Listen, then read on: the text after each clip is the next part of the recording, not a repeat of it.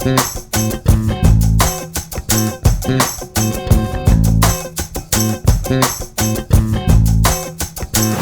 teman-teman mahasiswa, apa kabarnya kalian? Semoga dalam keadaan sehat walafiat dan persiapan untuk program kuliah kerja nyata tematiknya semakin matang.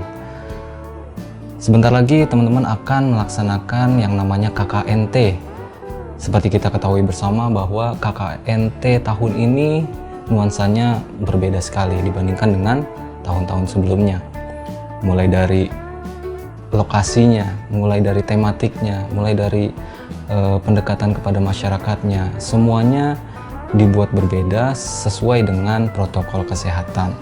Nah, pada kesempatan kali ini saya ingin berbagi kepada teman-teman sekalian bagaimana supaya program KKNT yang dilakukan itu bisa tepat guna, tepat sasaran, dan tentunya meminimalisir pertemuan tatap muka.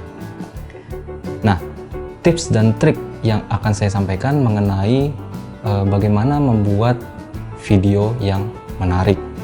Simak terus simak terus video ini sampai habis. Saat ini video menjadi salah satu media yang paling diandalkan dalam proses pembelajaran. Seperti semester kemarin, kita telah melalui proses pembelajaran yang dilakukan secara daring atau secara online. Banyak beragam media yang kami siapkan, mulai dari PPT, kemudian bahan bacaan, kemudian course, kemudian video.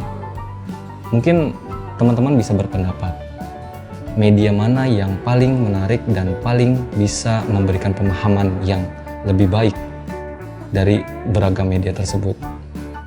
Saya yakin bahwa sebagian besar dari teman-teman menganggap bahwa video lah yang paling menarik dan paling bisa untuk dipahami. Mengapa? Karena video ini terdiri dari dua unsur. Yang pertama adalah visual, yang kedua audio. Visual dan audio itu saling melengkapi satu sama lain dalam proses penyampaian pesan kepada penonton.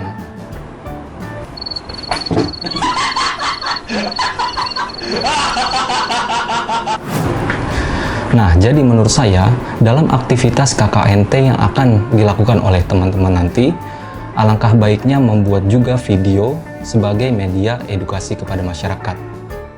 Mengapa? Karena video adalah media yang paling digemari dan paling bisa dipahami oleh masyarakat umum.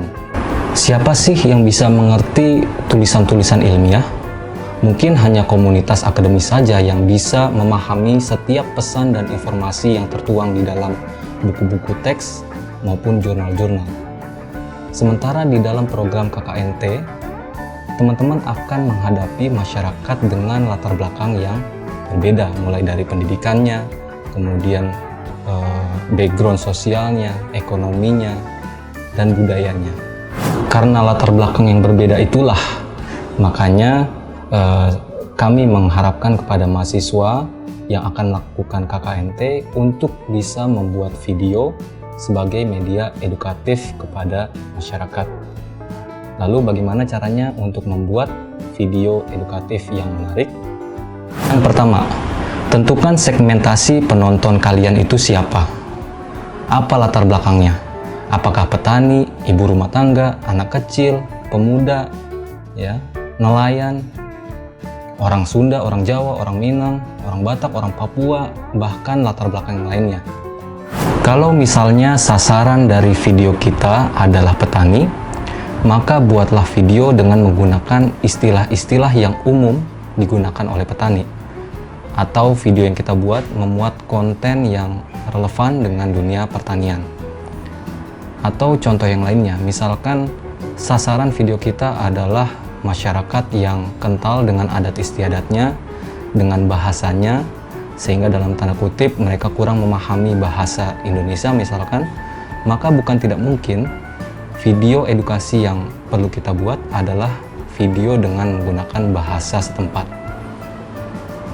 Jadi intinya, yang terpenting dalam proses pembuatan video adalah tentukan siapa sasaran penonton video kita.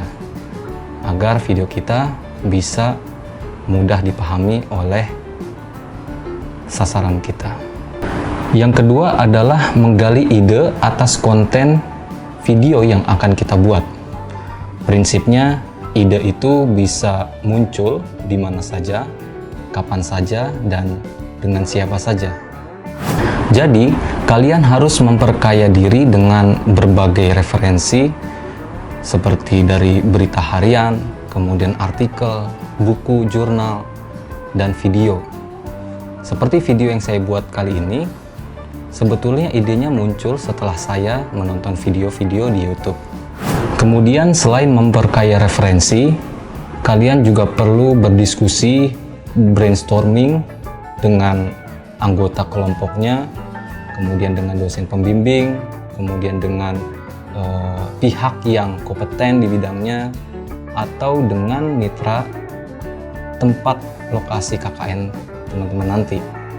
Lakukanlah diskusi dengan mereka supaya video yang kita buat bisa tepat guna dan tepat sasaran. Yang ketiga, tuangkan ide dan gagasan dalam bentuk naskah.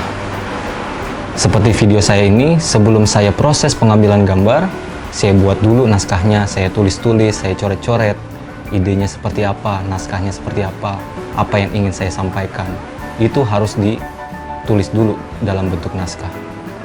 Nah, nantinya naskah tersebut bisa menjadi panduan kita dalam proses pengambilan gambar sampai proses editing video. Nah, saya ingin sedikit sharing tentang hal-hal apa saja yang perlu ada dalam sebuah naskah. Meskipun tidak ada format yang baku dalam naskah. Tapi yang biasa saya lakukan di dalam sebuah naskah itu terdiri dari, pertama adalah sinopsis. Sinopsis adalah gambaran umum video kita itu berbicara tentang apa. Kemudian yang kedua adalah segmen atau babak. Biasanya terdiri dari opening, isi, dan closing. Kemudian selanjutnya adalah visual. Dari masing-masing babak itu, baik itu opening, isi, dan closing, kira-kira gambar apa saja sih yang perlu muncul di dalam sebuah video. Jadi sebelum melakukan proses pengambilan gambar, teman-teman harus sudah bisa membayangkan gambar apa saja yang perlu muncul, dan itu harus dituangkan ke dalam naskah. Kemudian yang selanjutnya adalah audio. Nah, dari masing-masing babak itu, baik dari opening, isi, dan closing, kira-kira hal-hal apa saja yang perlu disampaikan secara oral atau secara audio. Biasanya dibacakan sebagai voice over, dan itu harus tertuang semua di dalam naskah. Yang keempat, perkuat penyampaian pesan video dengan tulisan atau superimpose. Superimpose adalah pelengkap di dalam sebuah video yang membuat penonton itu lebih memahami akan materi yang disampaikan dalam video. Seperti video ini, saya juga melengkapi dengan superimpose. Yang kelima, gunakan musik dan background. Musik berfungsi untuk menciptakan suasana di dalam video. Apakah suasananya menjadi sedih, menjadi senang, marah, horor, mencekam, itu dipengaruhi dari faktor musik. Jadi, teman-teman bisa mendownload berbagai musik. Jadi teman-teman bisa mendownload berbagai background. Yang terpenting adalah background tersebut aman dari copyright. Jangan sesekali menggunakan musik atau background yang merupakan hak cipta orang lain. Yang keenam, gunakan B-roll. Teman-teman ada yang tahu B-roll?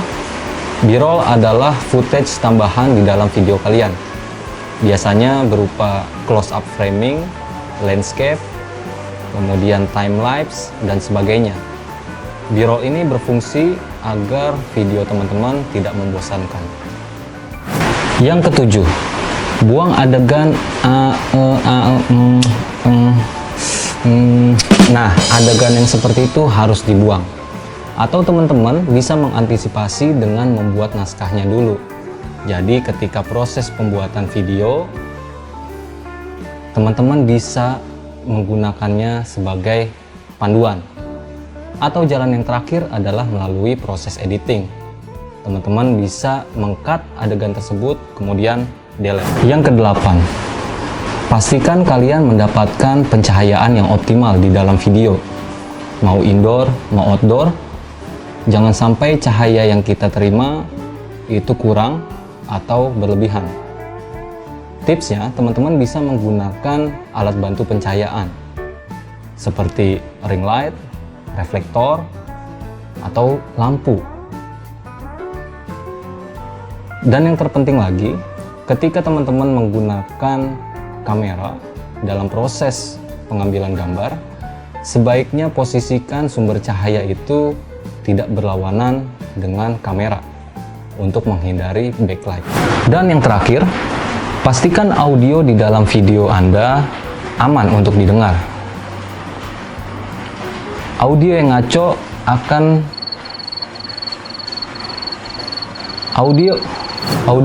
akan mempengaruhi penyampaian pesan di dalam video atau mengganggu penyampaian pesan di dalam video. Pastikan dalam proses pengambilan gambar atau pengambilan audio terhindar dari gangguan atau noise.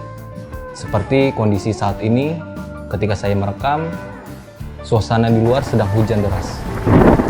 Nah, teman-teman bisa mengantisipasi hadirnya noise di dalam perekaman audio dengan menggunakan berbagai alat bantu rekaman. Seperti sekarang saya menggunakan clip-on, kemudian bisa juga shotgun mic, mikrofon, headset, atau yang lainnya. Demikian tips dari saya, semoga bermanfaat dan semoga teman-teman bisa menerapkan atau membuat video yang menarik sesuai apa yang sudah saya sampaikan tadi. Terima kasih atas perhatiannya, sukses untuk KKNT-nya, dan inilah saatnya kontribusi teman-teman untuk membawa perubahan bagi lingkungan sekitar. Melalui apa? Melalui video yang edukatif dan menarik yang dibuat. Terima kasih dan sampai jumpa.